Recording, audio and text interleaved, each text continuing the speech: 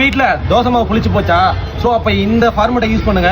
உங்கள் தோசை மாவை அப்படியே கூட நீங்கள் யூஸ் பண்ணலாம். கீழே தூக்கி வீச தேவையில்லை, அப்படியே ஸ்டோர் பண்ணிக்கிறோம். நீங்கள் டேஸ்ட் பண்ணி பாருங்க, அவ்வளோ சூப்பராக இருக்கும். பாயிண்ட் நம்பர் 1, தோசை மாவு ரொம்ப புளிச்சு போச்சுன்னா அது கூட தேவையான அளவுக்கு அரிசி மாவு, கொஞ்சமாக சக்கரை சேர்த்து நல்லா மிக்ஸ் பண்ணிட்டு தோசை ஊற்றுனீங்கன்னா புளிப்பு சுவை தெரியவே தெரியாது.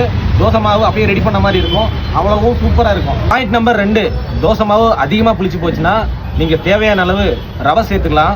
ரவையை சேர்த்து நல்லா மிக்ஸ் பண்ணிட்டு தோசை ஊற்றுனீங்கன்னா அந்த டேஸ்ட்டு இன்னும் சூப்பராக வரும். உங்களுக்கு அந்த புளிப்பு சுவையே தெரியாது.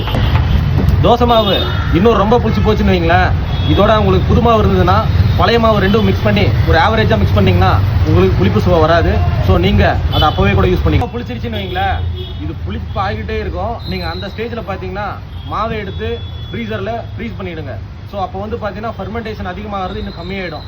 ஸோ நீங்கள் அந்த மாவு கூட நீங்கள் அப்படியே டைரெக்டாக தவாவில் ஊற்றி சாப்பிட்லாம். அப்போவும் உங்களுக்கு புளிப்பு தெரியாது. ஸோ இந்த